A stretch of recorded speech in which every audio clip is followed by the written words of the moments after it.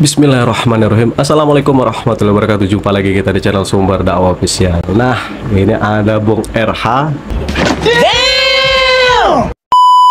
yang keren cadas katanya, mengakui pernah menjadi tim suksesnya Pak Jokowi. Dan ternyata beliau juga pernah ada di pemerintahnya Pak Jokowi. Nah, tentunya di Komisaris Utama BUMN.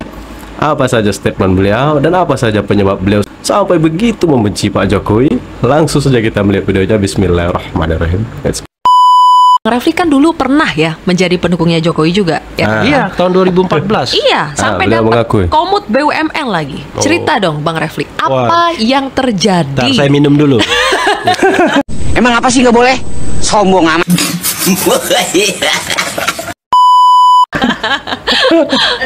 Masuk Karena pertanyaan ini langsung minum nih. Saya sebenarnya lupa tadi, harusnya saya bawa buku. Jadi record sejarah itu bisa lebih menjawab ketimbang omongan saya hari ini. Kalau omongan saya hari ini itu omongan yang barangkali pembelaan. Nanti saya kasih bukunya ya. Nanti sayangnya saya nggak bawa lagi ya. Apa Bang? Jadi satu, saya tidak pernah menjadi tim sukses Jokowi. 2014 itu saya punya preferensi, seperti halnya Metro TV punya preferensi, kan begitu. 2014 Jokowi berhadapan dengan penguasa Orde Baru yang namanya Prabowo Subianto. Jokowi itu punya track record harum sebagai wali kota terbaik Solo. Kemudian di DKI juga setiap hari ada belusukan, belusukan ya, dan ada portal Pak yang Jokowi kan menceritakan 100 hari pertama. Jadi pokoknya keren nih orang ini, keren cadas ya kan. Nah, beliau mengakui.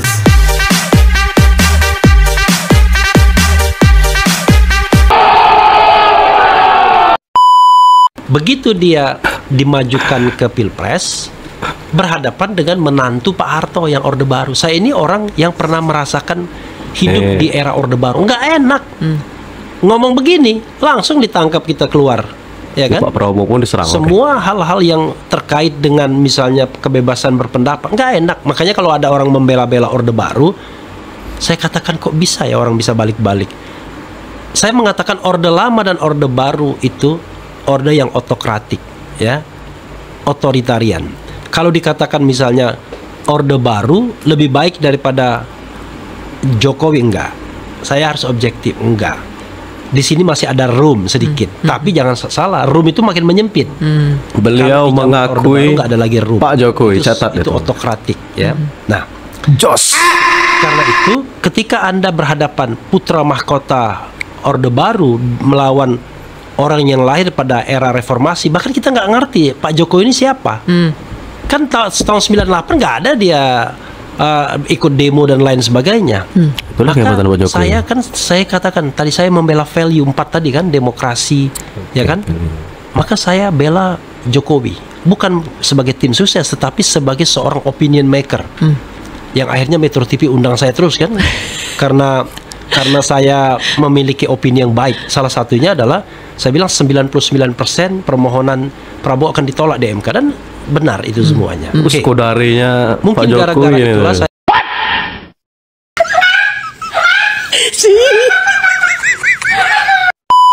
saya kemudian diberikan kodarinya era itu ditawari jabatan sebagai Komut BUMN. Reward ya itu Bang. Mungkin juga reward, tapi ketika ditawarkan, saya ingat yang menawarkan saya itu adalah Mas Imam, namanya Imam Apriantono. Dia adalah sekretaris BUMN. Saya ditanya, jadi apa? Komut BUMN. Bidang apa? Bidang jalan tol, jasa marga. Duh, saya nggak paham. Tapi gini, saya akan telepon dulu beberapa orang, apakah mereka oke atau tidak. Lalu saya telepon Chandra M. Hamzah. Saya telepon Henry Saparini. Saya telepon Saldi Isra, dan saya telepon Zainal Arifin. Zainal tuh agak lupa-lupa ingat apakah saya telepon atau enggak. Fortunately atau unfortunately mereka mengatakan terima empat-empatnya. Saya bilang nanti gimana cara kerjanya? Kan nanti akan ada yang namanya komite audit, komite remunerasi. Jadi nanti komisaris tidak hanya Komut, akan dibantu komite dan mereka orang profesional. Oke, saya terima kalau begitu. Dan jangan lupa, saya ini kan fast learner juga. Masa seorang dokter hukum nggak bisa menjadi komisaris utama di perusahaan manapun. Iya. Kan ini kan pengawasan. Oke. Kalau kita bicara pengawasan, delik with regulation. Ini das solemnnya, ini das sign-nya. Kan pengawasan begitu saja. Harusnya begini, kenapa jadi begini? Nah, kedua integritas. Makanya ketika saya jadi Komut BUMN, saya tidak pernah melakukan 3 hal ini yang saya kira sulit diterima. Berapa lama itu Bang Refli jadi Komut BUMN? 5 tahun. Wih, 5 tahun. Di dua tempat. What happened? Cukup lah 5 tahun. Enggak what happened dulu. Jadi di tiga Ini hal ini macam kacang saya lupa kulit lah kira-kira. lakukan yang Harusnya akan sulit berterima orang kasih lah lakukan. dengan Pak Saya Jokowi. tidak pernah merekrut satu karyawan pun. Ada teman saya yang dari media Indonesia bilang, udahlah melamar ke sana, hubungi Refli aja, nanti juga gitu-gitu. Nggak pernah. Satu, tidak pernah merekrut satu karya pun di 2 tempat itu. Yang kedua, tidak pernah menerima honor tambahan kecuali honor yang resmi. Ketiga, tidak pernah bicara proyek kecuali di tempat yang resmi. Oke? Nah, tetapi pertanyaannya adalah, sudah diangkat sebagai Komut BUMN, saya tetap kritis. Oh, Saya pantas. mulai mengkritik pemerintahan Jokowi Pantas. pada tahun ketiganya. Makanya saya mau tunjukkan Apa itu bukunya. kritik pertama Bang Refli? Kritik Pantas, pertamanya pantas. adalah Pantesan soal lah, kan. memimpin pemberantasan korupsi, memimpin penegakan hukum judulnya. Jadi itu di Kompas sekitar bulan Oktober, 25 Oktober atau tanggal berapa? 2017. Saya mengatakan Jokowi ini ibarat orang yang mengambil 3 mata kuliah, ekonomi, politik, dan hukum. Ekonomi karena dia passionnya di sana, terutama pelajaran infrastruktur, menang dia, dapat A. Politik, konsolidasi politik, menang dia. Bayangkan 2015 itu minoritas loh. Ini beliau DPR. mengakui. Iya, Bik, 2016 balik ekonomi semua. dapat A. Ya kayak Zulhas Politik. balik juga ke situ akhirnya kan.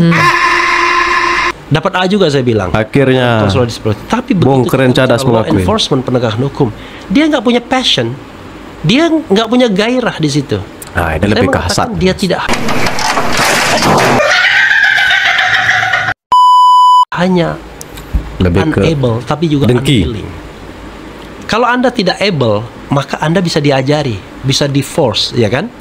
Bisa dikasih pelajaran. Tapi kalau Anda unwilling, tidak punya keinginan, nggak bisa apa-apa. Nah, dalam konteks ini saya katakan Jokowi tidak punya will, tidak punya keinginan. situ kalau nggak punya Alhamdulillah will. setelah itu saya dicoret dari grup-grupnya Jokowi.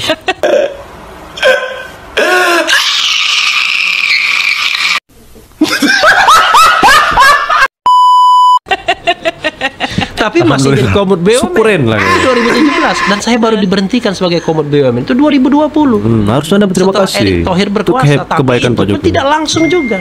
Erick Thohir berkuasa kan Oktober 2019, saya diberhentikan April 2020 dan setelah Oke. 5 tahun ya wajar lah. Sekarang pertanyaan saya, ada nggak sama Erick Thohir yang dipertahankan orang yang tidak mengendorse lagi kekuasaan? Ya nggak ada. Sekarang ini saja ada anggota DPR ngomong sama saya, ya. Sekarang ini pendukung Prabowo sudah mulai disusupkan di BUMN, kata dia. Waduh, ini bahaya. Kan ada memang, coba lihat. Bahaya ini, Disusupkan tuh narasi yang berarti sangat sudah berbahaya. menempati pos Iya. jabatan-jabatan. Jabatan-jabatan komisaris. Bayangkan, belum dilantik gitu. Nah, sekarang pertanyaannya adalah kira-kira ada nggak komisaris BUMN yang kayak saya? Iya kan? Tidak Enggak, merekrut enggak. satu Korea. Makanya ketika saya jadi oposisi, mereka nggak bisa Bangga. melantik Oke, saya. bangga beliau. Kalau enggak, kalau saya korupsi misalnya, waduh lama saya langsung diikat tangan saya. Nah, cukup sangat menarik. Pokoknya statement dan pengakuan dari Bung Keren Cadas. Pokoknya beliau memang mengakui kehebatan Pak Jokowi dan pernah menjadi pendukung. Walaupun beliau bilang bukan tim sukses, tapi pendukung. Oke. Rasa sama saja. Oke lah. Beliau diberhentikan di Komut BUMN di tahun 2020. Oke.